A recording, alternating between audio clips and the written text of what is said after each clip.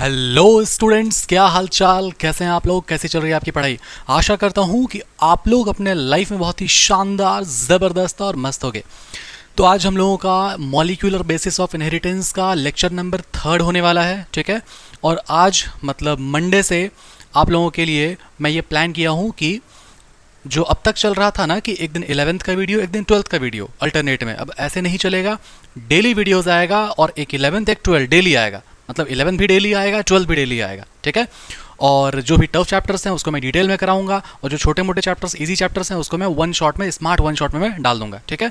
और भी किसी भी तरह का कोई भी ज़रूरत अगर है, आपका कोई प्रोजेक्ट टेस्ट आ रहा है, हाफ ईयरली एग्जाम आ रहा है, तो आप नीचे कमेंट करके बताओगे, आपका कमेंट सेक्शन खुला हुआ है, ठीक है।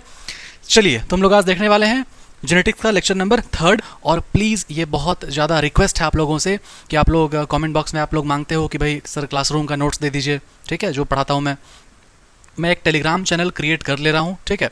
सेपियन आर्मी के नाम से चैनल क्रिएट हो जाएगा, वहाँ पे सारे नोट्स अवेलेबल हो जाएंगे। लेकिन उसके बावजूद मैं आपसे रिक्वेस्ट करता हूँ कि प्लीज़ आप नोट्स साथ साथ में बनाओ, ज़्यादा बेहतर होगा, ज़्यादा फ़ायदा होगा, ठीक है। क्योंकि लेक्चर के दौरान टीचर ऐसा बहुत बार होता है कि कुछ गोल्डन वर्ड्स निकल जाता है, कुछ ऐसा समझा हुआ बात हो जाता है जो आपको अगर साथ में अगर आप लिखोगे तो सिंकिंग अच्छा होगा ब्रेन में, ठीक है। चलिए, ओके। तो बस यही था। और प्लीज़ एनसीईआरटी को साइड में रखना, जो मैं जैसे जैसे बोलूँगा उस तरह से आप उसको रिलेट करना, कवर करना, सब कुछ शानदार होगा। अपना दिमाग अभी नहीं लगाना, सुखी रहोगे। जो ऑफलाइन वाले बच्चे हो वो जानते हो अच्छे से कि मेरा स्टाइल क्या है पढ़ाने का, ठीक है। अभी मैं पिछले क्लास में पढ़ा रखा था क्या, न्यूक्लिक एसिड मैंने आपको पूरा पढ़ा दिया, ठीक है।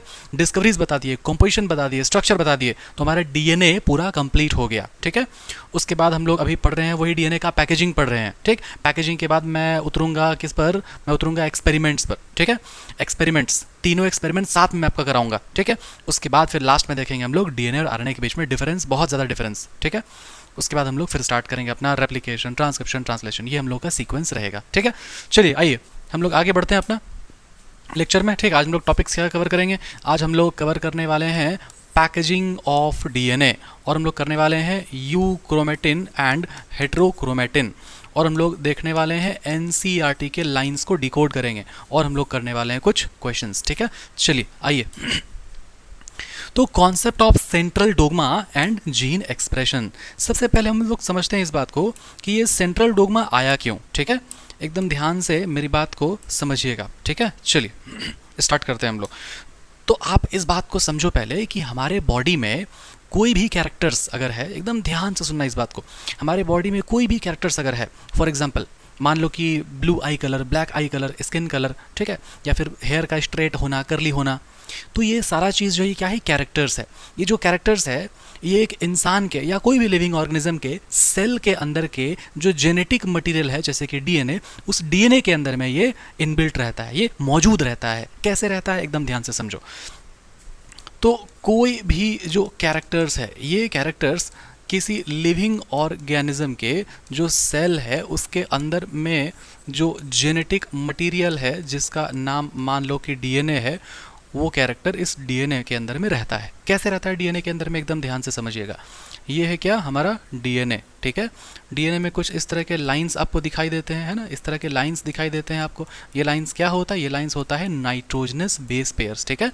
तो मेरा मतलब ये है कि जब आप ये बात कहते हो ना कि देखो हो सकता है कि इसकी मम्मी शॉर्ट हाइट की है, इसके पापा लंबे हाइट के हैं, तो इसका जो बच्चा है ये इसके पापा का हाइट वाला जीन आया। तो जीन का मतलब क्या हुआ, जीन का मतलब हुआ ये सेगमेंट, जीन का मतलब हुआ ये segment of DNA, segment of DNA. इसी सेगमेंट ऑफ डीएनए को हम लोग बोलते हैं जीन। और ये जो जीन होता है ये कैरी करता है कोई पर्टिकुलर इन्फॉर्मेशन, किसी कैरेक्टर के लिए इन्फॉर्मेशन, ठीक है।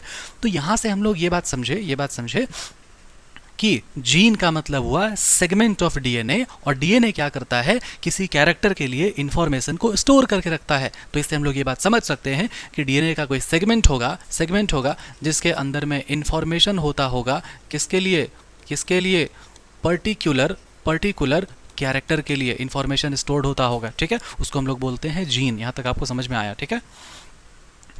तो अब ये जो जीन है ये एक्सप्रेस कैसे होता होगा, ये जीन एक्सप्रेस होता होगा ऐसे कि ये जो हमारे पास जो डीएनए है ना, ये डीएनए हो सकता है कि बना दे एमआरएनए, ठीक है, ये बना दे एमआरएनए।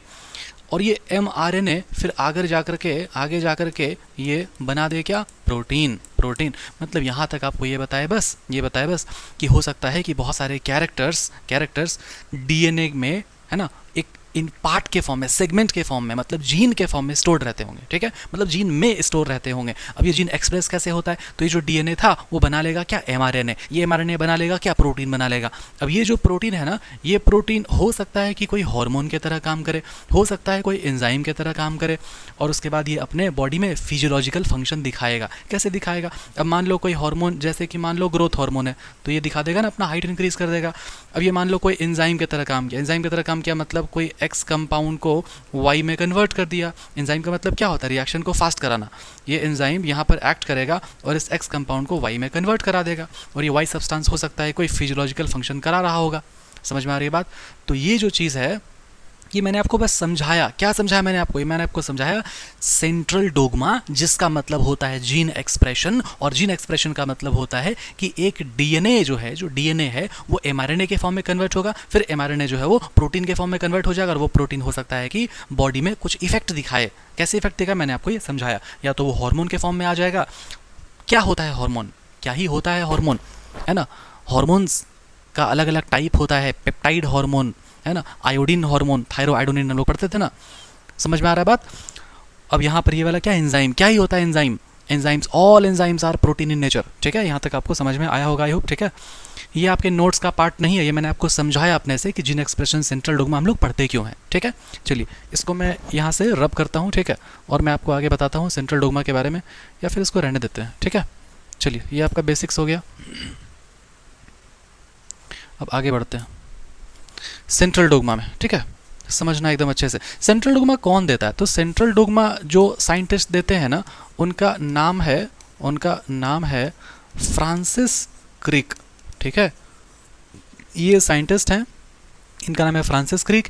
यही देते हैं क्या, सेंट्रल डोग्मा। आपको सेंट्रल डोग्मा ही आपके सिलेबस में है, इसको हम लोग जीन एक्सप्रेशन के नाम से भी जानते हैं। ठीक, चलिए आइए, और ये आपका क्या था, आपका बेसिक्स था, है ना, ये आपका बेसिक्स था। ठीक, चलिए आइए। तो अब हम लोग जब बात करते हैं ना सेंट्रल डोग्मा का, तो आपका जो सेंट्रल डोग्मा है उसमें आप समझो कि यहाँ पर मान लो डीएनए है, ठीक है, और ये जो डीएनए है, ये डीएनए बन गया एमआरएनए। ठीक, अब ये जो एमआरएनए है, ये एमआरएनए बन गया क्या, प्रोटीन। ठीक है, एकदम ध्यान से समझना है बात को। ठीक है, अब ये जो डीएनए है ना, ये डीएनए अगर आपका डीएनए बन जाए, मतलब डीएनए ही अगर डीएनए बन जाए वापस होकर के, इस प्रोसेस को हम लोग बोलेंगे रेप्लिकेशन, मतलब रेप्लिका बनाना, रेप्लिकेट हो जाना, डीएनए से डीएनए बन जाना। ठीक है, और अगर ये जो डीएनए है अगर वो एमआरएनए बन गया, सिर्फ एमआरएनए क्या होता है, हम लोग आरएनए पढ़े थे भाई, तो आपको मैं ये बात बता दूं कि भाई ये जो आरएनए होता है ना, ये आरएनए का अलग अलग टाइप होता है। एमआरएनए होता है, आरआरएनए होता है, टीआरएनए होता है, ये टाइप है आरएनए का। ठीक है, चलिए वापस आइए हम लोग अपने सिलेबस में। तो यहाँ पे आप देखो, समझो कि डीएनए जब एमआरएनए बनेगा तो इस प्रोसेस को हम लोग बोल देते हैं ट्रांसक्रिप्शन। ठीक है, इसको हम लोग बोलते हैं ट्रांसक्रिप्शन। और ये एमआरएनए जब प्रोटीन बनाएगा तो इसको हम लोग बोल देते हैं ट्रांसलेशन। ठीक है, इसको हम लोग बोलते हैं ट्रांसलेशन। अब इसमें सबसे महत्वपूर्ण बात ये समझो आप कि इसका लोकेशन क्या होता है, ट्रांसक्रिप्शन कहाँ होता है। तो ट्रांसक्रिप्शन जो है ना, ये होता है आपका न्यूक्लियस में। ठीक है, और ये जो ट्रांसलेशन होता है, ये होता है आपका साइटोप्लाज्म में। ठीक है, एकदम ध्यान से समझना है बात को, एक एक नाम क्यों आया मैं ये भी आपको भी समझाने वाला हूँ। ठीक है, कि यहाँ पर जो है ट्रांसक्रिप्शन ही क्यों लिखा हुआ है ना, ये सब भी मैं आपको भी समझाऊंगा। एकदम ध्यान देना है बात को, ठीक, समझना अच्छे से। तो अभी आप इस बात को समझो कि यहाँ पर लिखा हुआ है ट्रांसलेशन। ठीक है, ट्रांसलेशन शब्द हम लोग बचपन में किस चीज़ के लिए इस्तेमाल करते थे, जो हम लोग ट्रांसलेट करते थे, मतलब हिंदी से इंग्लिश, इंग्लिश से हिंदी, इसको हम लोग बोलते थे ट्रांसलेशन। तो ट्रांसलेशन का मतलब हुआ चेंज हो जाना, लैंग्वेज का चेंज हो जाना। लेशन मतलब होता है ना, लैंग्वेज का चेंज हो जाना, ट्रांस मतलब चेंज। ठीक है, अब एकदम ध्यान से समझना, कि हम लोगों का जो जेनेटिक मटेरियल होता है, जेनेटिक मटेरियल जैसे कि डीएनए और आरएनए, ये जेनेटिक मटेरियल इसलिए था क्योंकि ये क्या करता था, स्टोर करता था। किसको स्टोर करता था? जेनेटिक इंफॉर्मेशन को स्टोर करता था, इसलिए क्या है, जेनेटिक मटेरियल है। तो अब इस बात को आप अच्छे से समझो। क्या यहाँ पर आपको ये दिखाई दे रहा है कि डीएनए में जो जेनेटिक इंफॉर्मेशन है वो आरएनए में बदल गया? मतलब यहां पर ये दोनों ही जेनेटिक मटेरियल है, जेनेटिक इंफॉर्मेशन बदल रहा है आपस में, लेकिन ये तो जेनेटिक मटेरियल नहीं है ना। मतलब जेनेटिक इंफॉर्मेशन जो है यहां पर ये बदल जाता है, प्रोटीन के फॉर्म में हो जाता है। इस बात को आप समझो कि डीएनए में जो सीक्वेंस रहेगा वो न्यूक्लियोटाइड का सीक्वेंस रहेगा, आपका नाइट्रोजनस बेस का सीक्वेंस रहेगा। डीएनए के अंदर में ऐसे कोड्स लगा होता है बहुत सारा, मैं आपको आगे पढ़ाऊंगा।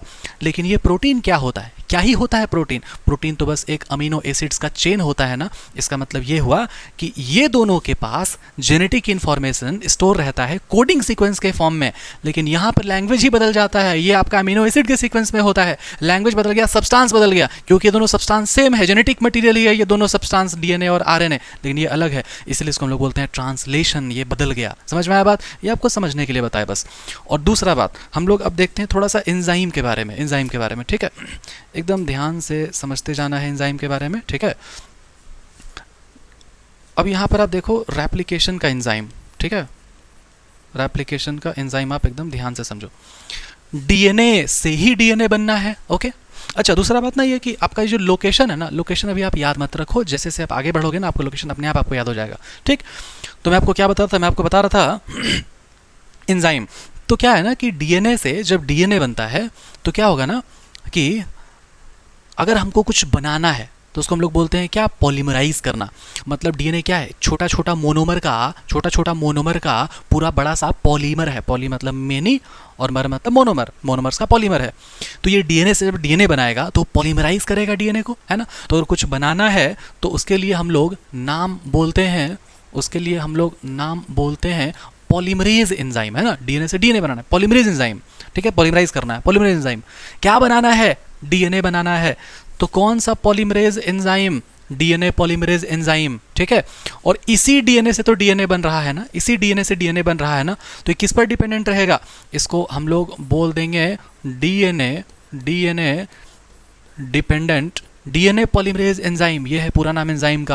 अब थोड़ा सा एक और बात आप समझो एकदम ध्यान से। एक्चुअल में जब डीएनए रेप्लिकेशन होता है ना, तो रेप्लिकेशन कैसे होता है इस बात को समझो। ये है डीएनए, ठीक है? डीएनए में से किसी एक पॉइंट से डीएनए खुलता है। जब ये डीएनए खुलेगा ना तो ये डीएनए जो है ये ऐसा दिखाई देगा, ठीक है? और उसके सामने में नया वाला स्ट्रैंड बनता है, वो कंटिन्यूस डिसकंटिन्यूस में आप मत जाओ, सिर्फ आप देखो कि डीएनए रेप्लिकेशन कैसे होता है। किसी एक पॉइंट से वो खुलता है और वो खुलेगा तो वो ऐसा दिखाई देगा, ठीक है? और ये ओल्ड वाला स्ट्रैंड है और ये नया वाला स्ट्रैंड है सामने में जो बना। तो आप देखो कि इसी वाला ओल्ड स्ट्रैंड से ना नया वाला स्ट्रैंड बन रहा है, इसी वाला ओल्ड वाला स्ट्रैंड से ना नया वाला स्ट्रैंड बन रहा है। तो ये डीएनए पर ही ना डिपेंड कर रहा है नया वाला डीएनए, इसी डीएनए पर ना डिपेंड कर रहा है नया वाला डीएनए। समझ में आया बात आपको? इसीलिए हम लोग इसको बोलते हैं डीएनए डिपेंडेंट, डीएनए पॉलीमरेज। इसको अगर और डीप अगर आपको समझना है तो आप इसको ऐसे भी समझ सकते हो कि यहाँ पर अगर एडेनिन है और यहाँ पर अगर थाइमिन है, यहाँ पर अगर साइटोसिन है, ठीक? तो जो नया वाला जो डीएनए जो बनेगा उसका बेस पेयर क्या होगा? आपको बताए थे ना, क्या बताए थे आपको कि भाई डीएनए और यहाँ पर आरएनए। डीएनए के केस में क्या होता है, एडेनिन पेयर करता है थाइमिन के साथ, और आरएनए के केस में क्या होता है, ये पेयर करता है यूरासिल के साथ। और ये जो है वो सेम ही रहता है दोनों के केस में। आपको मैंने बता रखा है बहुत बढ़िया से, इसको याद रखना है, ठीक है? नाइट्रोजनस बेस का कॉन्सेप्ट है, लेक्चर 1 में मैंने इसको कवर किया था। तो आप ही बताओ कि ये वाला जो यहाँ पर जो बेस है ये ओल्ड वाला स्टैंड है, और ये जब नया वाला जो डीएनए स्टैंड बनेगा तो ए का उल्टा क्या हो जाएगा, टी हो जाएगा, टी का उल्टा क्या हो जाएगा, ए हो जाएगा, सी का उल्टा क्या हो जाएगा, जी हो जाएगा। तो अब आप ही बताओ इस बात को सोच करके कि जो नया वाला जो डीएनए बना वो किस पर डिपेंड कर रहा है, पुराने वाले पर ही डिपेंड कर रहा है जी। इसीलिए हम लोग बोल रहे हैं क्या, डीएनए डिपेंडेंट डीएनए पॉलीमरेज, ये इसका पूरा नाम हुआ, ठीक है? हालांकि आप अलग अलग से जब आप पढ़ते हो ना, ट्रांसक्रिप्शन, रेप्लिकेशन, ये सब, तो वहाँ पे आपको एंजाइम पढ़ना होता है, बट मैं आपको यहीं पे आपको कंसोलिडेट करके समझा दे रहा हूँ ताकि रिवीजन करते वक्त आपको थोड़ा मजा आएगा, ठीक है? ओके, अब दूसरा क्या है भाई, ट्रांसक्रिप्शन, ठीक है? एकदम ध्यान से हम लोग समझते हैं ट्रांसक्रिप्शन का मतलब क्या है, ठीक है? इसको मिटाइए, ठीक है? एकदम ध्यान देना।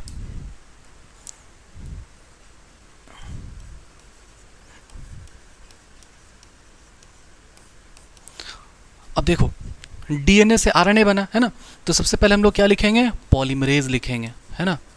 पॉलीमरेज। क्यों? क्योंकि कुछ बनाना है, कुछ पॉलीमराइज करना है। क्या पॉलीमराइज करना है? आरएनए पॉलीमराइज करना है। तो कौन सा पॉलीमरेज हो गया? आरएनए पॉलीमरेज हो गया। किस पर डिपेंडेंट है? डीएनए पर डिपेंडेंट है, क्योंकि डीएनए से ही बन रहा है ये, है ना।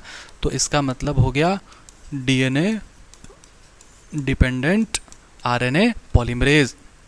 ये जो है इसका पूरा नाम हो गया एंजाइम का, ठीक है। तो रेप्लिकेशन का एंजाइम ये है डीएनए डिपेंडेंट डीएनए पॉलीमरेज, और ट्रांसक्रिप्शन का एंजाइम ये है DNA dependent RNA polymerase. I hope आपको यहाँ तक समझ में आया होगा, ठीक है। आगे मूव करें हम लोग। ये है सेंट्रल डोग्मा। ये जो पूरा जो आपका हुआ ना, इस पूरे का जो नाम है, हेडिंग जो है उसका क्या है? Central dogma. ये सेंट्रल डोग्मा कोई साइंटिस्ट का नाम नहीं है, ये प्रोसेस का नाम है। और साइंटिस्ट का नाम क्या है? फ्रांसिस क्रिक नाम है। स्क्रीनशॉट लीजिए जल्दी से, ठीक है। मैं हट जा रहा हूँ, स्क्रीनशॉट लीजिए। आगे बढ़े, अब आगे बढ़ते हैं, ठीक है। चलो ओके ओके, आगे बढ़ते हैं। तो ये पूरा आपका सेंट्रल डोग्मा हो गया। अच्छा, एक बात और समझो इसमें, हाँ, एक्सेप्शन वाली बात है ना। एक्सेप्शन क्या है सेंट्रल डोग्मा का? तो भाई ये बात अपन को बताया कि देखो ये वाला डीएनए है, और ये जो डीएनए है, ये डीएनए मान लो बन जाता है एमआरएनए, और ये जो एमआरएनए है ये बन जाता है क्या? प्रोटीन, ठीक। तो ये वाला जो प्रोसेस है, इस प्रोसेस को अगर हम लोग मान लो ट्रांसक्रिप्शन बोले, और इस वाले प्रोसेस को हम लोग ट्रांसलेशन बोले, ठीक। लेकिन तब क्या होगा जब ये एमआरएनए मान लो ऐसे इंफॉर्मेशन को रिवर्स में भेजेगा, तब हम लोग क्या बोलेंगे भाई? जनरली तो इन्फॉर्मेशन इधर जा रहा है, लेकिन तब क्या होगा? और सर ये होगा ही क्यों? किस केस में होगा ये? ऐसा काहे होता है? एकदम ध्यान से सुनिए। आप इस बात को समझोगे ना जब मोड ऑफ इन्फेक्शन क्या होता है? मोड ऑफ इन्फेक्शन का मतलब हुआ कि अगर कोई डिजीज कॉजिंग माइक्रोब्स है, कोई पैथोजन अगर है, जब भी वो होस्ट में जब जाएगा ना, तो सबसे पहले क्या चाहता है कि वो अपना जेनेटिक मटेरियल, अपना डीएनए को वो होस्ट के डीएनए के साथ वो जोड़ना चाहता है, ठीक है। वो अपना वाला डीएनए को, अपना वाला जेनेटिक मटेरियल जो भी है उसके पास, अपना वाला जेनेटिक मटेरियल को होस्ट के जेनेटिक मटेरियल के साथ वो जोड़ना चाहता है। तो आप इस बात को समझो कि अगर मान लो ये हम बनाए किसी ह्यूमन का सेल, ठीक। तो ह्यूमन का जो सेल है उसके अंदर में क्या पाया जाएगा? डीएनए पाया जाएगा, ठीक। और अगर मान लो कि कोई रेट्रोवायरस, ठीक है। सर ये क्या होता है रेट्रोवायरस? वही है कौन? क्या वही है सर? ये है HIV वायरस, ठीक है, जो एड्स कॉज करता है। आर से रेट्रो, आर से आरएनए, मतलब ये जो वायरस है ना, इस वायरस में क्या पाया जाता है? जेनेटिक मटेरियल आरएनए पाया जाता है, ठीक है। अब क्या होगा ना कि ये जो आरएनए है, मतलब जैसे ही ये पूरा रेट्रोवायरस अंदर घुसेगा, तो ये क्या चाहेगा कि अपना वाला आरएनए को डीएनए के साथ जोड़ दे। लेकिन क्या ये जुड़ेगा? अरे इस बात को ऐसे समझो कि अब मान लो आप रूम है आपका, है ना, ईंटा का दीवार बना हुआ है ना, वो ईंटा सीमेंट का ईंटा का। अब सीमेंट का ईंटा के साथ आप मान लो प्लास्टिक का ईंटा को जोड़ोगे तो चिपकेगा? नहीं चिपकेगा ना। तो ठीक वैसे ही ये आरएनए ही डीएनए के साथ कैसे जुड़ जाएगा? तो इसलिए अब इस आरएनए को बदलना पड़ता है किस में? डीएनए में, ताकि ये फिर ऐसे चिपक जाए, है ना। तो आप ही बताओ, ये अगर ट्रांसक्रिप्शन है और अगर ये रिवर्स में जा रहा है, तो इसको हम लोग क्या reverse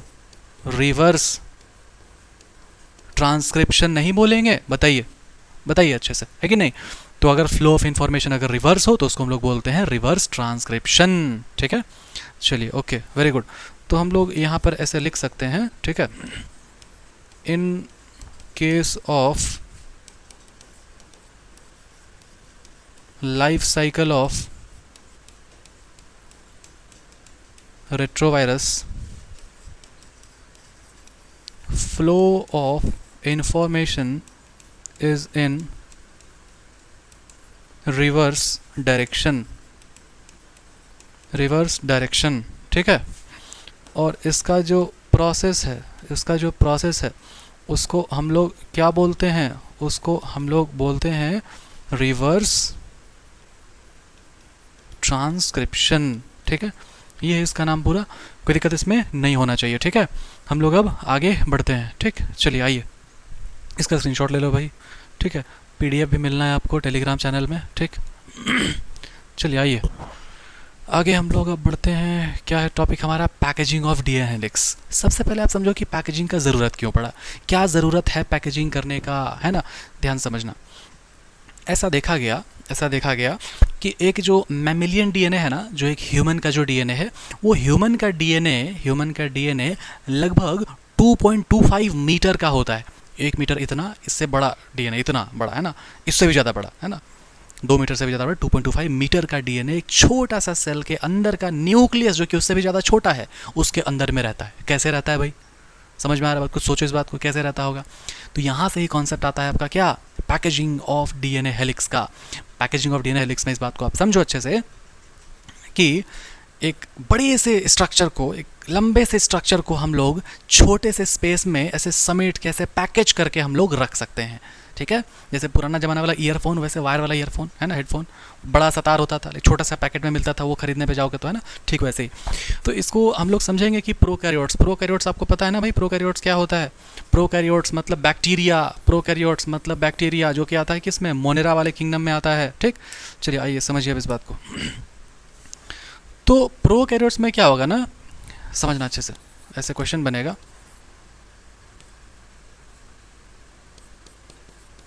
Here there is no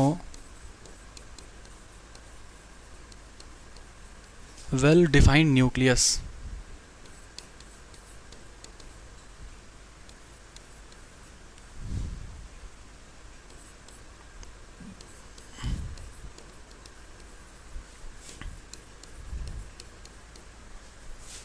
या फिर इसी को बोलेंगे absence of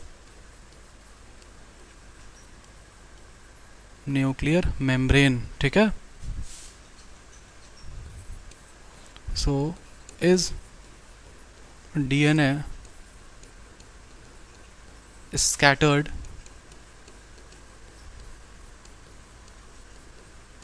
in the cytoplasm, है ना। तो इसका क्वेश्चन का मतलब हुआ कि भाई प्रोकैरियोट्स में जो सेल होता है, इस प्रोकैरियोट्स के सेल में जो ये जो हम लोग बनाते हैं ना न्यूक्लियस, उसमें भाई न्यूक्लियर मेम्ब्रेन होता भी नहीं है। तो क्या इसका जो डीएनए है वो ऐसे छितरा हुआ रहेगा साइटोप्लाज्म में? हाँ तो कैसे, और ना तो कैसे, है ना। इसको हम लोग क्या बोलेंगे, एक्सप्लेन, है ना, एक्सप्लेन कीजिए भाई। ठीक है, एकदम ध्यान से समझना है ना। तब यहाँ पर जाके कॉन्सेप्ट आता है किसका, पैकेजिंग का। ठीक है, तब यहाँ पर किसका कॉन्सेप्ट आता है, पैकेजिंग का, कॉन्सेप्ट ऑफ पैकेजिंग। ठीक है, तो पैकेजिंग के कॉन्सेप्ट में कहता है कि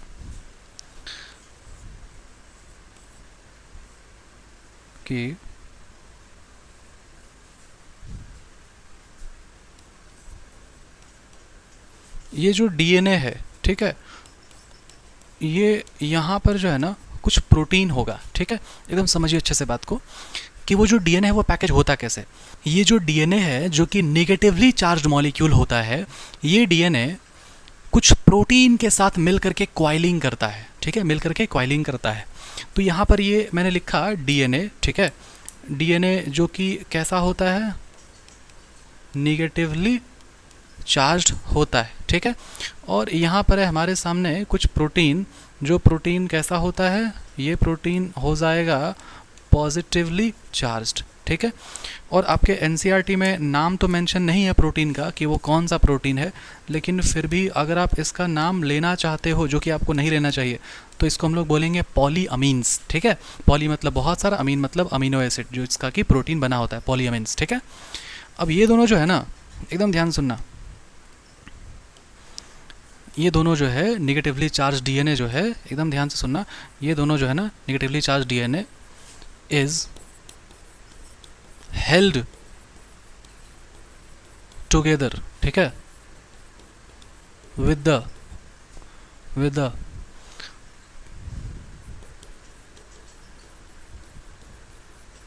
positively charged protein to form the structure called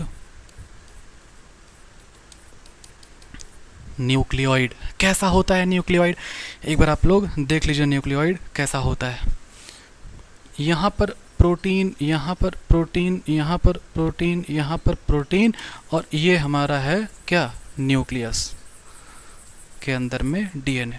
मतलब ये जो है रिप्रेजेंट कर रहा है डीएनए को, और ये रिप्रेजेंट कर रहा है प्रोटीन को। ठीक है, और ये जो हमारा जो पूरा जो स्ट्रक्चर बन गया, ये जो हमारा पूरा स्ट्रक्चर बन गया, ये स्ट्रक्चर क्या है भाई, ये स्ट्रक्चर है न्यूक्लियोइड। ठीक है, आई होप कि ये बात अच्छे से समझ में आ रहा होगा क्या मैंने आपको समझाया। अच्छा, इसको ना थोड़ा सा और समझो, इसको रिलेट करो, ठीक है। क्या लिखा हुआ है यहाँ पर? न्यूक्लियोइड। इस पर ध्यान देना, ठीक है, इस पर ध्यान देना। आप लोग पढ़े हो, एक टर्म होता है सोलेनॉइड। क्या होता था सोलेनॉइड? जब भी ये टर्म आएगा ना, ऑइड, ऑइड का मतलब होता है कॉइलिंग होना। आयरन रॉड है और ये कॉपर का जो वायर है उसको लपेट दिए, magnetic effect of current chapter है आपका फिजिक्स में। इसको हम लोग बोलते थे फिर क्या? सोलेनॉइड बोलते हैं, है ना। तो इसको बोलते थे सोलेनॉइड। जब भी कोई कॉइल्ड स्ट्रक्चर होगा तो उसको हम लोग बोलेंगे ऑइड, OIED, ऑइड, ठीक है। तो ये न्यूक्लियस के अंदर में, न्यूक्लियस के अंदर में कॉइल्ड स्ट्रक्चर है, इसीलिए इसको हम लोग बोल देते हैं न्यूक्लियोइड। समझ में आ रहा है बात? इससे दिमाग में कहानी बनाओ, इससे याद रहेगा। और कुछ नहीं है, बस ये कहानी है और इसको याद रखना है, ठीक है, कॉन्सेप्चुअल कहानी, ठीक। तो यही आपका है ना, वेल डिफाइंड जो है न्यूक्लियस नहीं है, उसके बावजूद जो है वो क्या वो छितरा हुआ है? तो नो, वो छितरा हुआ नहीं है ना, वो छितरा हुआ नहीं है। आंसर क्या हो जाएगा? आंसर हो जाएगा आपका नो, है ना। तो फिर यहाँ पर आपका शुरू हो जाएगा क्या? Concept of packaging. कैसे होता है? तो डीएनए और प्रोटीन के हेल्प से होता है। डीएनए कैसा होता है? निगेटिवली चार्ज होता है। प्रोटीन कैसा होता है? पॉजिटिवली चार्ज होता है। इसका नाम क्या है? पॉलीअमीन्स है। Negatively charge DNA is held together with the positively charge protein to form the structure called as nucleoid. कैसा दिखता है? ऐसा दिखता है। चलिए आगे बढ़िए। ओके, अब क्या भैया? यूकैरियोट्स। क्या है अब? यूकैरियोट्स, ठीक है। ध्यान से सुनना बात को। प्रोकैरियोट्स तो एक तरह का लोअर ऑर्गेनिज्म है ना। तो प्रोकैरियोट्स अगर लोअर ऑर्गेनिज्म है और उसमें पैकेजिंग सिंपली जो डीएनए है वो ऐसे ऐसे वो हेल्ड हो गया, वैसे कॉइलिंग हो गया प्रोटीन के साथ, तो उसको हम लोग न्यूक्लियोइड बोल दिए। लेकिन यूकैरियोट्स तो इससे थोड़ा सा इवॉल्व है, थोड़ा सा डेवलप्ड है। तो हमेशा यूकैरियोट्स में हम लोग कॉम्प्लेक्स स्ट्रक्चर्स की बातें करते हैं, ठीक है। तो इसमें अभी जो पैकेजिंग होगा वो कैसा होगा? थोड़ा कॉम्प्लेक्स होगा, है ना। तो हम लोग समझते हैं इस बात को कि यहाँ पर भी यूकैरियोट्स में भी आपका डीएनए है और ये कॉइलिंग होता है, पैकेजिंग होता है किसके साथ? प्रोटीन के साथ। लेकिन यहाँ पर जो प्रोटीन है उसका नाम अलग है। यहाँ पर जो प्रोटीन है उसका नाम है हिस्टोन, जो कि प्रेजेंट होता है 8 यूनिट्स में, 8 ऐसे छोटे छोटे यूनिट्स में। उसको हम लोग बोलते हैं ऑक्टामर। मतलब यहाँ पर जो पैकेजिंग होगा वो होगा डीएनए और हिस्टोन ऑक्टामर के फॉर्म में, ठीक है। चलिए आइए हम लोग समझते हैं यूकैरियोट्स में पैकेजिंग, ठीक है। एकदम ध्यान पूर्वक सुनते जाना, ठीक है, सब कुछ क्लियर होगा आपका, रिलेट हो जाएगा। यूकैरियोट्स में क्या होता है? यूकैरियोट्स में जो पैकेजिंग होगा, ये पैकेजिंग कैसे होता है, ठीक है। तो यूकैरियोट्स में जो पैकेजिंग होगा ना, उसमें डीएनए भी इन्वॉल्व है और उसमें प्रोटीन भी इन्वॉल्व है। Okay, very good. अब ये जो डीएनए है, इसमें आप बताओ, इस डीएनए में आप बताओ कि डीएनए कैसा है। ये जो डीएनए है, ये डीएनए है हमारा निगेटिवली चार्ज्ड मॉलिक्यूल। तो ये जो प्रोटीन है वो हमारा कैसा हो जाएगा? पॉजिटिवली चार्ज्ड मॉलिक्यूल, ठीक है। और ये जो डीएनए होता है ये हमारा कैसा नेचर का होता है? ये होता है एसिडिक नेचर का, ठीक है, एसिडिक नेचर का। तो ऑटोमेटिकली ये जो है ये हो जाएगा बेसिक। और ये क्यों होगा मैं आपको समझाऊंगा। अब इसको आप समझो ना, ऐसे कहानी बनाओ कि अगर डीएनए अगर किसी प्रोटीन के ऐसे पैकेज में हो रहा है, ऐसे कंबाइन हो रहा है, ऐसे वो मिल जा रहा है, तो ऑब्वियस सी बात है कि ये डीएनए में और ये प्रोटीन में कुछ तो ऐसा अट्रैक्टिव फोर्स होना चाहिए ना। और अट्रैक्टिव फोर्स हमेशा किसके बीच में होता है? ऑपोजिट के बीच में होता है। जीवन में भी और ऐसे भी, और केमिस्ट्री में भी। हमेशा केमिस्ट्री जो है स्ट्रांग होना चाहिए आपका, जीवन आपका अच्छा जाएगा, ठीक है। हाँ, वो हम किसी और केमिस्ट्री का बात कर रहे हैं, ठीक। तो ये देखो आप, ये जो हमारा डीएनए है और ये हमारा प्रोटीन है, यहाँ पर कैसा है? निगेटिव चार्ज, यहाँ क्या है? Positive charge. यहाँ पर कैसा है? Acidic nature. यहाँ कैसा है? Basic nature. DNA acidic nature का क्यों होता है? क्योंकि इसमें फॉस्फोरिक एसिड होता है, उस बात आपको मैंने बता रखा है, ठीक है। और ये जो है यहाँ पर क्या है? प्रोटीन बेसिक नेचर का। ये क्यों है मैं आपको भी समझाऊंगा, ठीक है, एकदम ध्यान से सुनना है। अब इसमें आप इस बात को समझो कि जो प्रोटीन है यहाँ पर, इस प्रोटीन का नाम क्या है? ये जो प्रोटीन है ना, ये प्रोटीन का नाम है हिस्टोन, ठीक है। इस प्रोटीन का नाम है हिस्टोन ऑक्टामर, ठीक है, हिस्टोन ऑक्टामर। अब समझो अच्छे से। अब ये बेसिक क्यों है भाई? ये बेसिक इसलिए है, ये बेसिक इसलिए है क्योंकि यहाँ पर due to the presence of basic amino acid lysine and arginine। आप ये बात आप पढ़ते हो क्लास 11th के बायोमोलिक्यूल में, वहाँ पर आपको लिखा हुआ मिलता है क्या, अमीनो एसिड एसिडिक नेचर का भी है, बेसिक नेचर का भी है, न्यूट्रल नेचर का भी है। जिनको याद है वो कमेंट करके बताओ, हमको नहीं लगता आपको याद होगा, क्योंकि बायोमोलिक्यूल आप लोग छोड़ देते हो हमेशा, ठीक है। तो यहाँ पर अब बताओ, है ना, आप पढ़ते हो वहाँ पे कि भाई बेसिक अमीनो एसिड का नाम होता है क्या क्या, लाइसिन और अर्जिनिन। तो यहाँ पे ये जो आपका दूसरा वाला जो प्रोटीन है जो कि बेसिक नेचर का है, क्यों, क्योंकि नेचर ऑफ प्रोटीन उस बात पे डिपेंड करेगा कि उसके अंदर का अमीनो एसिड का नेचर कैसा है। अगर वो एसिडिक नेचर का अमीनो एसिड है उसके अंदर में तो प्रोटीन भी एसिडिक हो जाएगा। लेकिन यहाँ पर कैसा नेचर का अमीनो एसिड, कैसा है, ये बेसिक नेचर का है यहाँ पर अमीनो एसिड। ये देखो ये बेसिक नेचर का, ठीक है। कौन कौन, जिसका नाम है लाइसिन और अर्जिनिन, उसके साइड चेन में मौजूद होता है, ठीक है। ओके, अब समझो यहाँ पर ध्यान से एकदम कि पैकेजिंग होगा कैसे, ठीक है। तो क्या होगा ना, यहाँ पर जो है आप इसको समझो, यहाँ पर होता है ये ऑक्टामर, ठीक है। ये इस तरह से ऑक्टामर है, दो स्ट्रक्चर हो गया और ये हो गया, ठीक है। 4 स्ट्रक्चर होता है सामने की तरफ और 4 स्ट्रक्चर होता है पीछे की तरफ, ठीक है। तो 4 और 4 कितना हो गया, 8 हो गया, है ना। तो ये ऑक्टामर का मतलब क्या हो गया, ऑक्टामर का मतलब हो गया 8 यूनिट, ठीक है। अब एकदम ध्यान से समझिए, ठीक है। यू अब ये जो है ना, ये है आपका हिस्टोन ऑक्टामर, ठीक। ये है क्या, हिस्टोन ऑक्टामर। अब हिस्टोन ऑक्टामर में क्या होगा ना, निगेटिवली चार्ज डीएनए जो है वो ऐसे क्वाइलिंग होता है, ऐसे क्वाइलिंग होता है। और ये जो स्ट्रक्चर जो बनेगा, ये क्वाइलिंग से ये जो स्ट्रक्चर जो बनेगा, इस स्ट्रक्चर को हम लोग बोल देते हैं क्या, हम लोग बोल देते हैं न्यूक्लियोजोम, ठीक है। इस स्ट्रक्चर का नाम है न्यूक्लियोजोम, ठीक है। और ये जो आपको जो मिला, ये वाला क्या था, डीएनए था, ठीक है। और ये जो आपको येलो येलो जो आपको दिखाई दिया, ये क्या है, हिस्टोन मॉलिक्यूल है, ठीक है, हिस्टोन मॉलिक्यूल। अब एकदम ध्यान से समझना है बात को, ठीक है। अब इसमें बोलेगा कि भाई एक न्यूक्लियोसोम में जो डीएनए रैप हुआ वो कितना बड़ा वो डीएनए है।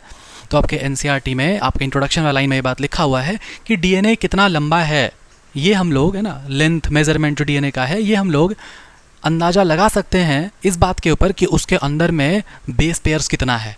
मतलब डीएनए का length number of base pair के ऊपर डिपेंड करता होगा। तो हम लोग बोलेंगे कि भाई एक न्यूक्लियोसोम में उतना ही लंबा डीएनए घुमा हुआ है, ऐसे रैप किया हुआ है, जितना कि क्या याद है कुछ कि नहीं याद है, 200 बेस पेयर होगा इसका आंसर, है ना।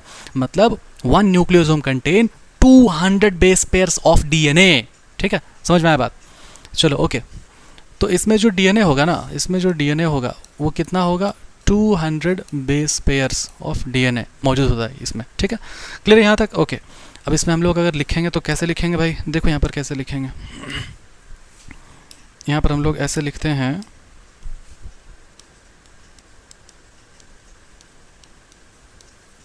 Negatively charged DNA is wrapped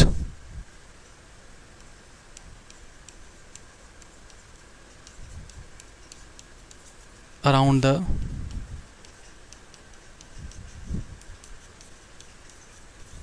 positively charged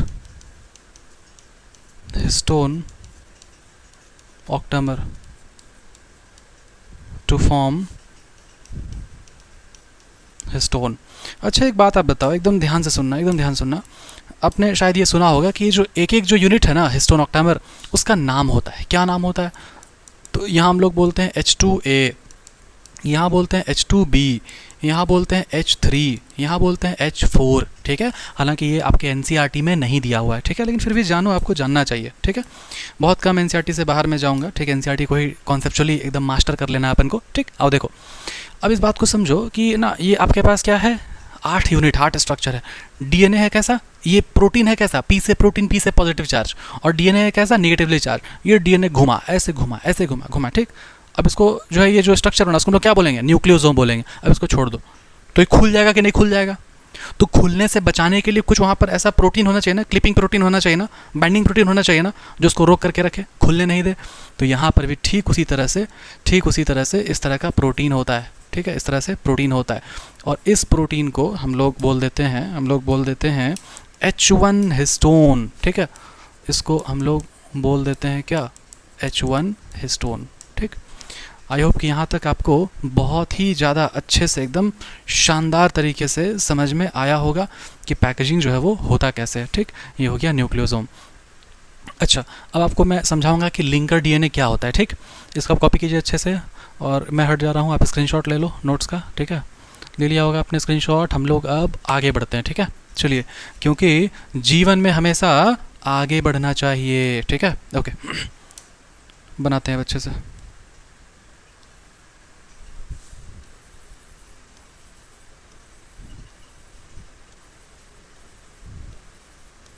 NCERT मत खोल के देखने लगना, नहीं तो पगला जाएगा फिर। ठीक है, एनसीईआरटी अभी नहीं खोलना है। समझ में आ रहा है ना बात? हाँ सर, आ रहा है बात, आ रहा है बबुआ, तो समझ जाओ बात। ठीक है, चलो देखो, एकदम ध्यान से समझना बात को। ठीक है, तो ये आपके पास में मान लो यहाँ ऐसे ऐसे और ऐसे। ठीक है, कोई दिक्कत है इसमें? नहीं है। अब देखो, ये जो आपको दिखाई दे रहा है, ये है मान लो एक न्यूक्लियोसोम, और ये है मान लो दूसरा वाला न्यूक्लियोसोम। तो इसमें ये जो आपको दिखाई दे रहा है डीएनए, ठीक है, ये डीएनए, इस डीएनए को यहाँ पर होगा ना, ये जो कि एक न्यूक्लियोसोम और ये दूसरा न्यूक्लियोसोम है ना, मतलब ये कोई प्रोटीन होता है, हिस्टोन ऑक्टामर प्रोटीन, डीएनए घूमा घूमा घूमा घूमा, फिर यहाँ पर गया, फिर यहाँ पर घूमा। तो ये वाला जो डीएनए है, ये दो न्यूक्लियोसोम को लिंक कर रहा है कि नहीं कर रहा है? हाँ सर, कर रहा है। इसीलिए इसका नाम हो जाता है लिंकर डीएनए। क्या नाम हो जाता है इसका? Linker DNA. ठीक है, लिंकर डीएनए। भाई लिंकर डीएनए जो है हमारे पास, ये जो लिंकर डीएनए है, इसको आप ऐसे चाहो तो लिख भी सकते हो, है ना, कि ये क्या करता है, दो न्यूक्लियोसोम को ज्वाइन करता है। ठीक है, लिंक करता है, लिंक्स द टू न्यूक्लियोसोम। ठीक है, ओके, वेरी गुड। अब यहाँ पर आप देखो, एकदम ध्यान से देखना, स्ट्रक्चर को देखो, ये ऐसे और ये ऐसे और ये ऐसे। ठीक, और ये ऐसे। सर ये क्या बना दिया आप? एकदम ध्यान देना, न्यूक्लियोसोम न्यूक्लियोसोम न्यूक्लियोसोम ऐसे रिपीट होगा। इसको जब आप जूम आउट करोगे, जब आप जूम दूर से आप देखोगे, तो आपको ऐसा दिखाई देगा कि नहीं देगा? हाँ सर, देगा। इसको और जब आप दूर से देखोगे तो आपको ऐसा दिखाई देगा, ऐसा दिखाई देगा, है ना, दिखाई देगा। अब इसी को जब आप और एकदम ह्यूज आप इमेजिन करो, एकदम बड़ा इमेजिन करो, ठीक है, तो आपको जो स्ट्रक्चर है, जो आपको स्ट्रक्चर है, वो दिखाई देगा कुछ ऐसा, कुछ ऐसा, ऐसा। ठीक है, और इसके अंदर में होगा ये मॉलिक्यूल।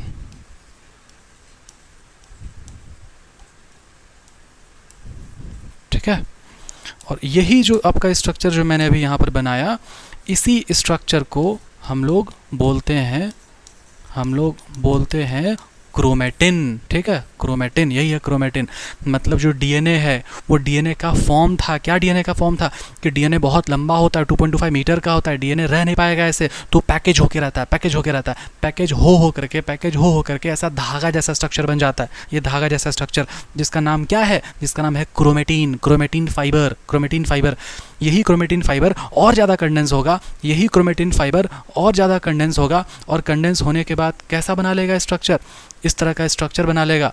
और इसी स्ट्रक्चर को, इसी स्ट्रक्चर को, इसी स्ट्रक्चर को हम लोग बोलते हैं क्या?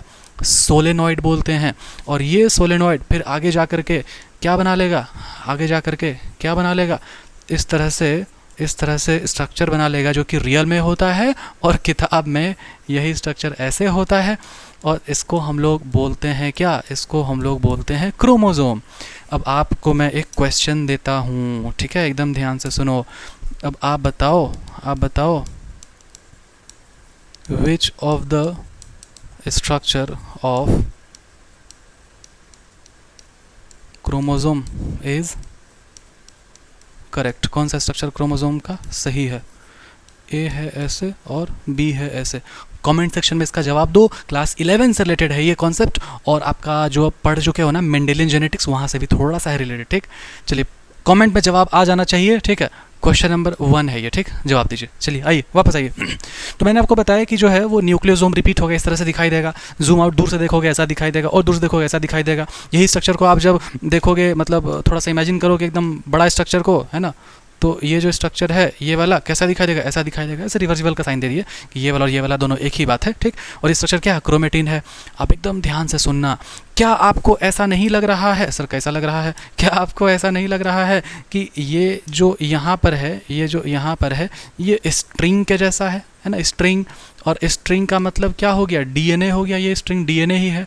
और क्या आपको ऐसा नहीं लग रहा है कि ये जो है ये क्या है, ये है बीड्स, है ना, मोती।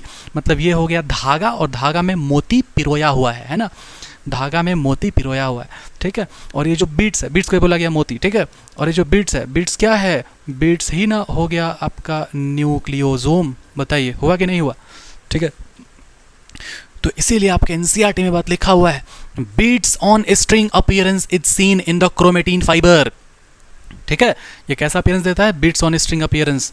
तो यहाँ पे ऐसे जूम करके हम लोग लिखेंगे क्या, बीट्स ऑन स्ट्रिंग अपीयरेंस। थोड़ा इसको मिटा के कलर चेंज करो भैया, तुम्हारे पास डिजिटल बोर्ड है, गरीब मास्टर नहीं है अब तुम, है ना, पहले गरीब था तुम। Beads on string appearance is seen in the chromatin fibre, ठीक है। चलिए यहाँ तक आपको समझ में आया होगा, ठीक है, कि क्या है। अगर आपको इसको थोड़ा सा सिक्वेंशियल अगर आपको बनाना है तो आप इसको ऐसा कर सकते हो अगर आप चाहो तो, ठीक है। चलो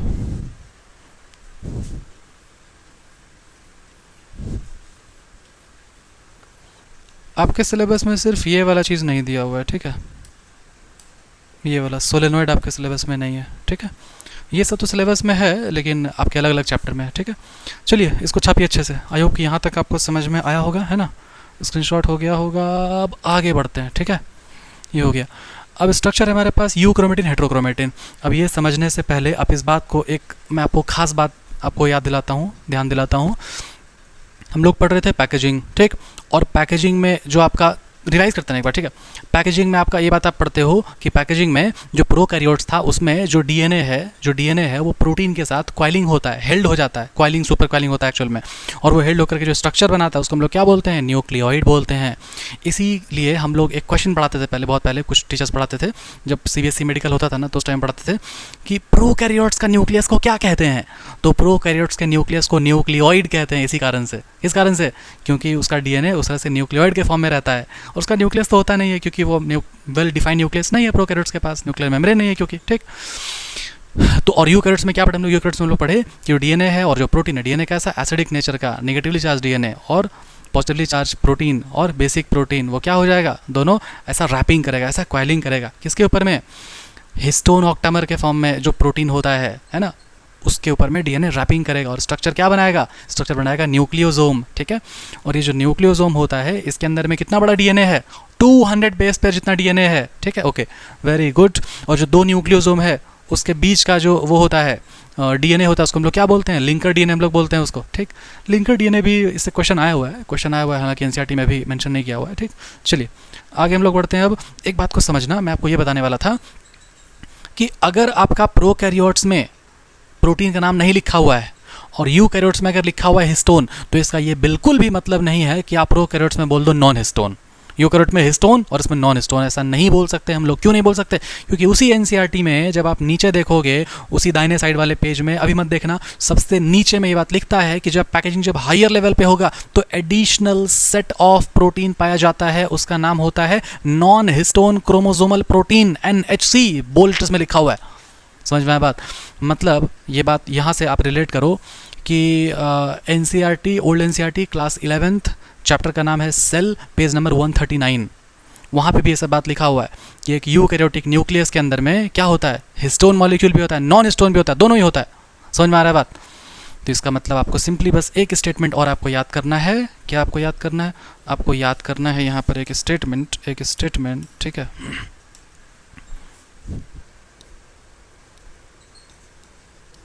DNA packaging at higher level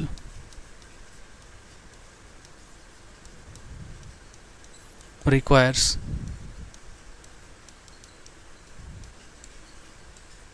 additional set of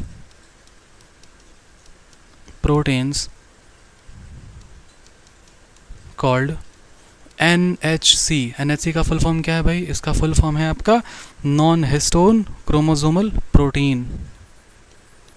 non histone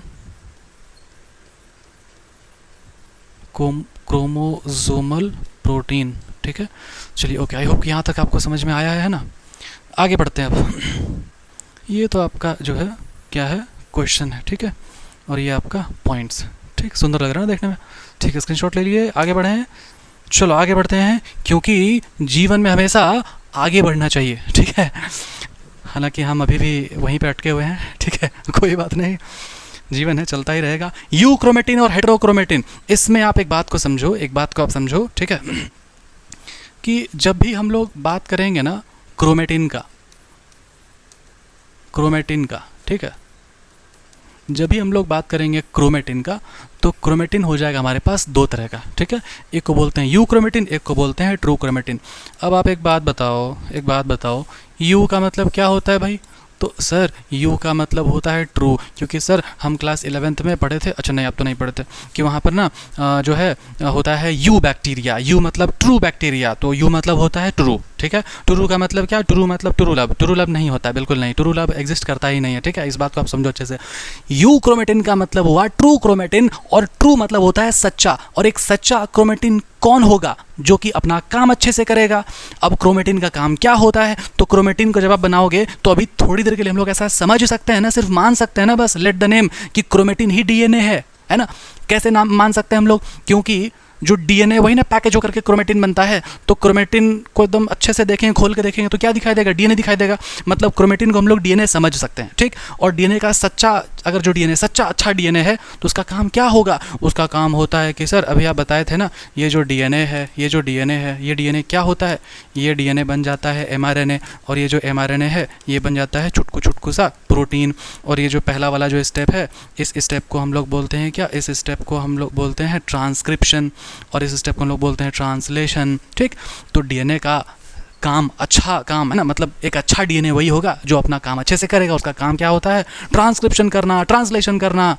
अब सुनो एक बात, एकदम ध्यान से सुनना, एक बात को दिमाग में बिठाओ कि ट्रांसक्रिप्शन करने के लिए, मतलब डीएनए से एमआरएनए बनाने के लिए डीएनए को खुलना पड़ता है, डीएनए को ओपन होना पड़ता है।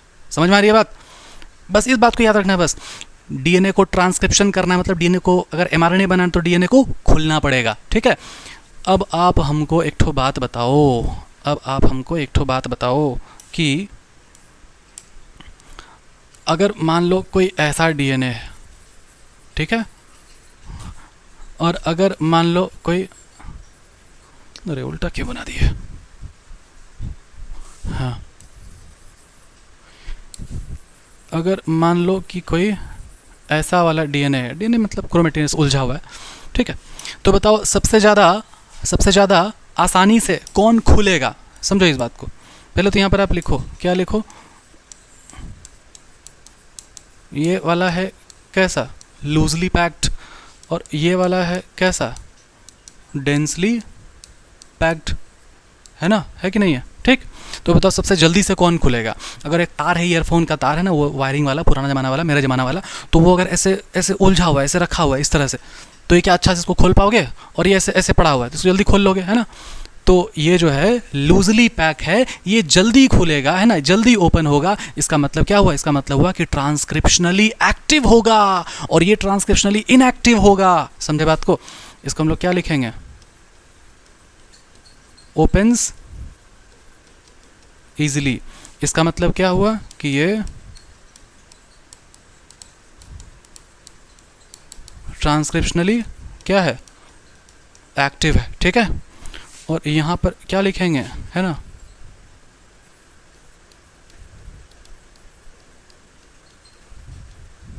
डू नॉट ओपन्स इजीली, तो ये वाला क्या हो जाएगा?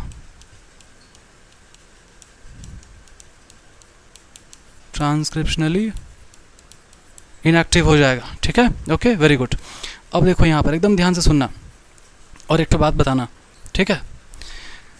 कि अगर हम इस पर अगर मान लो डर्मीकूल पाउडर, टैल्कम पाउडर का मान लो छिड़केंगे और इस पर भी अगर छिड़केंगे तो सबसे ज़्यादा अच्छा से कौन ट्रैप करेगा डर्मीकूल पाउडर को?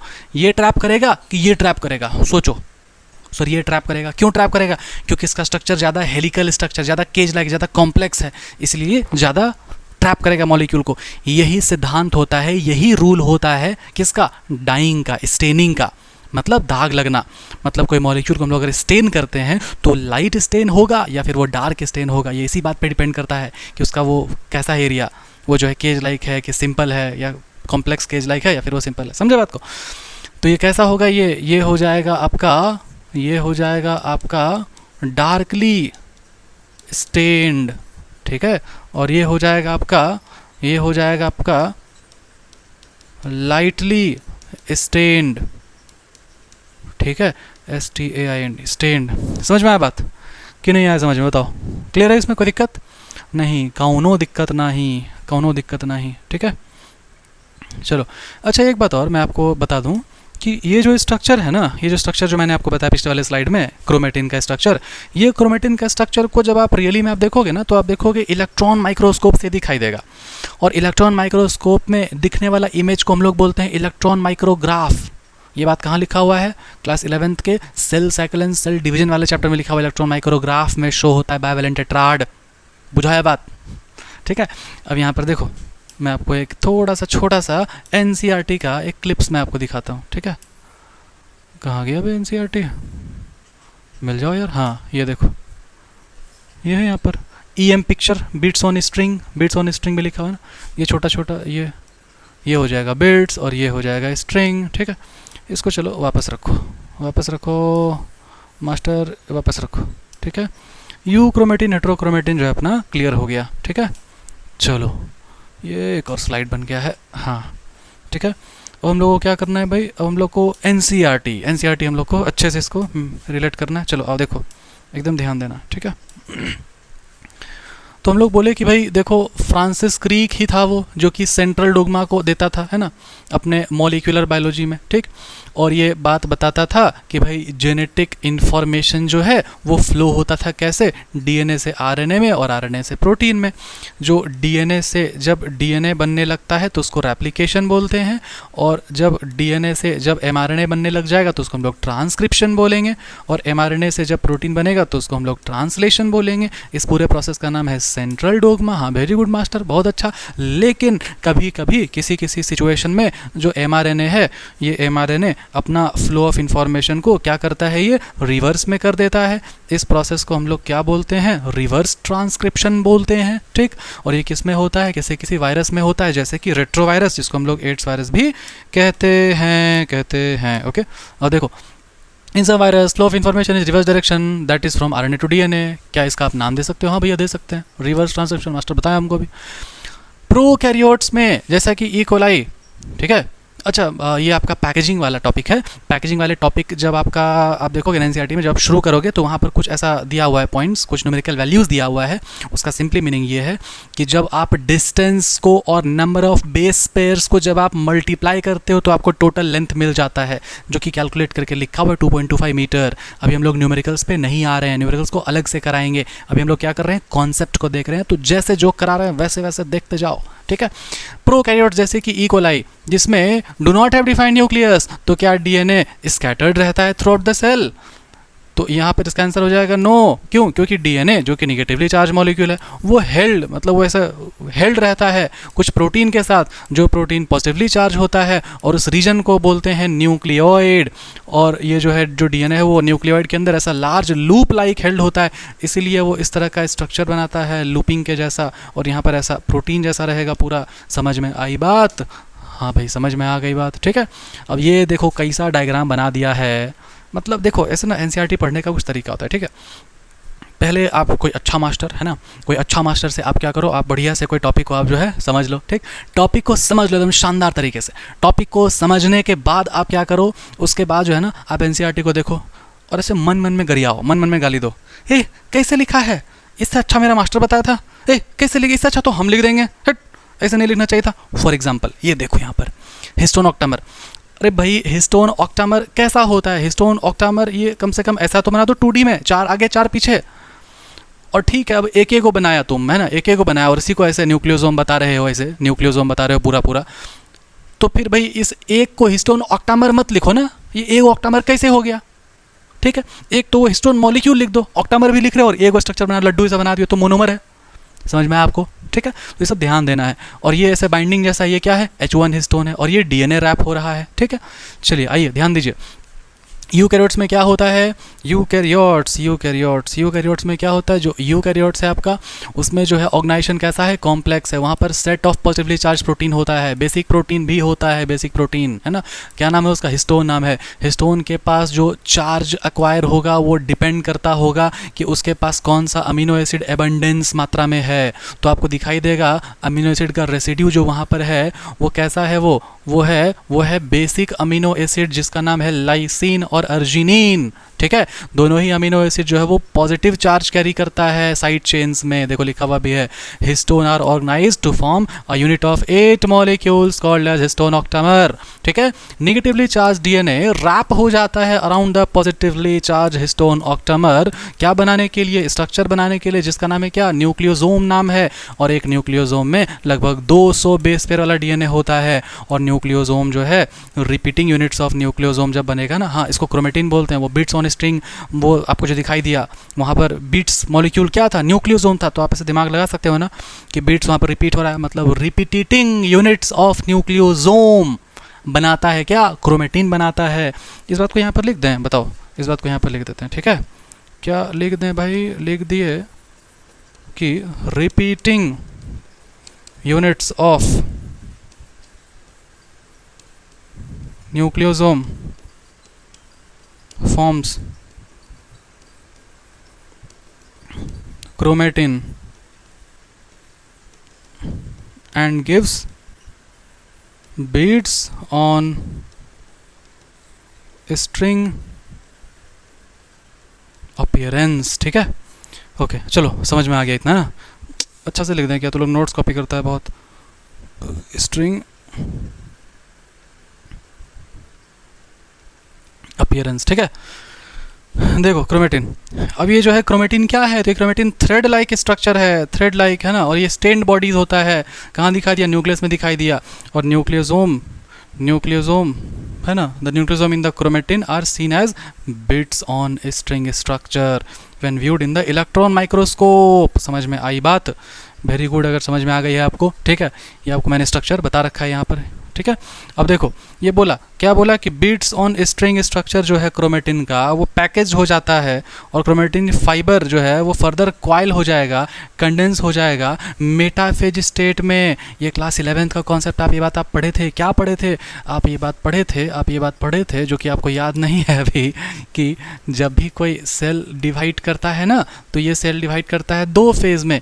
एक को हम लोग बोलते हैं प्रिपरेशन फेज़, एक को हम लोग बोलते हैं एक्चुअल डिवीजन फेज़। ठीक है, अब ये जो प्रिपरेशन फेज़ होता है इसी का नाम होता है आई फेज़। ठीक है, और इसी का नाम होता है एम फेज़। इसी आई फेज़ में था G1 फेज़ और एस फेज़ और G2 फेज़। ठीक है, और एम फेज़ में था क्या क्या? प्रो फेज़, मेटा फेज़, एना फेज़, टीलो फेज़। ठीक है, तो ये मेटाफेज में क्या होता है? एम से मिडिल, एम से मेटाफेज, मतलब जो क्रोमोजोम है वो ऐसे मिडल में आ जाता था, है ना, मतलब वहीं पर क्रोमोजोम बनता था। मतलब क्या था कि भाई cell cycle, cell division, preparation phase मतलब इंटरफेज, मतलब आई फेज में G1 phase, S phase, G2 phase, ये सब में डीएनए रेप्लिकेट होता था। यहाँ पर डीएनए रेप्लिकेट होता था, यहाँ से जो आपका डीएनए है वो क्रोमोजोम में बनना शुरू होता था और मेटाफेज जाते जाते तक में क्रोमोजोम बन करके मिडल में आ जाता था। तो ये बात बोला कि भैया जो क्रोमोजोम है ना, कहाँ गया क्रोमोजोम?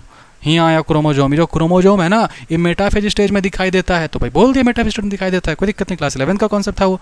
ठीक है, फिर बोला कि जो पैकेजिंग होगा क्रोमेटिन का वो हायर लेवल पे जब होता है तो एडिशनल सेट ऑफ प्रोटीन का जरूरत पड़ता है और उसको हम लोग बोलते हैं क्या? नॉन हिस्टोन क्रोमोजोमल प्रोटीन, मतलब NHC। कोई दिक्कत है? नहीं है कोई दिक्कत।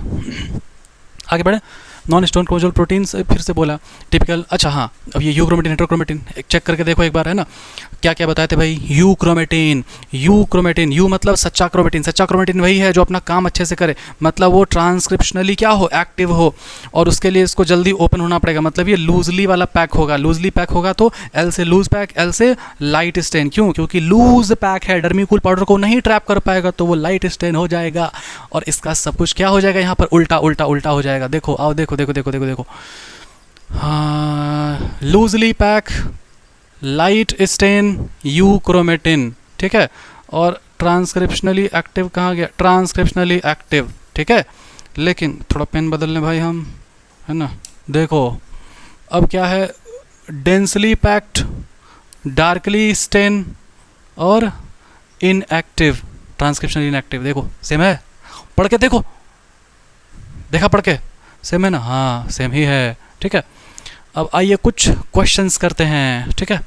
Central dogma was given by, मारो टिक, कुछ जवाब हुआ मिला। क्वेश्चन नंबर 2 है ये, मान लो, ठीक है। कमेंट में आ जाना चाहिए जवाब, क्या हो जाएगा आंसर, फ्रांसिस क्रिक हो जाएगा। टिक मारो, आगे बढ़ो, छोटा मोटा क्वेश्चन है ये सब, ठीक है। अब ये है आपका तीसरा क्वेश्चन, क्या है कि ए को क्या बोलते हैं, तो भाई ए को बोलते हैं रेप्लिकेशन, बी को क्या बोलते हैं भाई, बी को बोलते हैं ट्रांसक्रिप्शन, सी को क्या बोलते हैं भाई, सी को बोलते हैं ट्रांसलेशन। हाँ सर, वेरी गुड, ओके, समझ गए बात को। चलो अब है ये 4, लेंथ ऑफ मैमेलियन डीएनए कितना होता है, तो लेंथ होता है 2.25 मीटर, ठीक है, ये आपका फैक्ट है, ठीक। चलिए आगे बढ़ते हैं, कहाँ पर फैक्ट है, एनसीईआरटी में गिवन है ये। Bits on string appearances seen in, किस में दिखाई देता है, इसको तो बताना पड़ेगा, बताइए। Comment comment comment, question number कौन सा है ये, कौन सा क्वेश्चन नंबर है, 5वां, ये क्वेश्चन नंबर हो जाएगा 5वां, ठीक है। आइए जवाब दीजिए, जवाब कमेंट सेक्शन में आना चाहिए, पॉज करो, जवाब दो, ठीक है। बिट्स ऑन स्ट्रिंग अपीयरेंस किस में होगा, तो बिट्स ऑन स्ट्रिंग अपीयरेंस आपका दिखाई देता है क्रोमेटिन में, क्रोमोसोम में नहीं दिखता है, क्रोमोसोम तो पूरा कंडेंस हो जाएगा, सेल डिवीजन के टाइम में होता है वो क्रोमेटिन, ठीक है। चलिए आइए आगे, न्यूक्लियोसोम इज फाउंड इन, हाँ ये वाला बताओ मास्टर, बताएंगे आपको, पहले पॉज करो स्क्रीन को और जवाब देने का कोशिश करो। लो मैं हट जाता हूँ, जवाब है कुछ, कमेंट करके जवाब दो अभी तुरंत, झूठ नहीं बोलेगा कोई, है ना, एकदम झूठ, ऐसा श्राप देंगे आईब्रो झड़ जाएगा, बताते फिर पेंसिल लगाते रहना, फिर ध्यान दो। न्यूक्लियोसोम इज फाउंड इन, आपको पता है कि किस में पाया जाता है, प्रोकैरियोट्स में पाया है। प्रोकैरियोट्स को ही बायोलॉजिकल क्लासिफिकेशन में क्या बोलते थे, मोनेरा बोलते थे, मतलब क्या हो जाएगा, बोथ ए एंड बी, है ना, यही टिक मारने वाला था। अगर नहीं मारने वाला था तो बहुत बढ़िया, वेरी गुड, क्योंकि यहाँ पर न्यूक्लियोइड नहीं न्यूक्लियोसोम लिखा हुआ है, अगर न्यूक्लियोइड लिखा हुआ रहता तो आंसर में आता ये बोथ ए एंड बी, ठीक है। चलो ओके, वेरी गुड, चलो आगे बढ़े। हाँ, 2 nucleosome contains how many base pair of DNA, इसको सोच के बताओ, बताओ बताओ बताओ, सोच के बताओ। कमेंट सेक्शन में जवाब आना चाहिए। अगर कमेंट सेक्शन में जवाब आ रहा है इसका मतलब कि आप लोग मेरा लेक्चर देख रहे हो अच्छे से। मास्टर देखो कितना रात में लेक्चर बना रहा है, बताओ, ये देखो टाइम आपको दिखाई दे रहा है, 2 बजने वाला है, बताओ। मेरा सुबह में ऑफलाइन बैच भी है, मेरा सुबह मेरा 7:30 बजे बैच है, टारगेट बैच आपका, ठीक है, जो लोग जान रहे हो। न्यूक्लियोसोम, एक न्यूक्लियोसोम में कितना होता है, 200 बेस पेयर होता है, तो 2 में कितना हो जाएगा, 2 क्या हो जाएगा, 4 हो जाएगा, 4 कहाँ गया, 4000, ये हो जाएगा आंसर। ऑप्शन देख रहा है कैसा था, है ना। चलो आगे बढ़ते हैं, ऐसे ही आसान क्वेश्चन है, यहाँ से आपका उतना टफ क्वेश्चन नहीं बनता है, ठीक है, ये सब आसान है।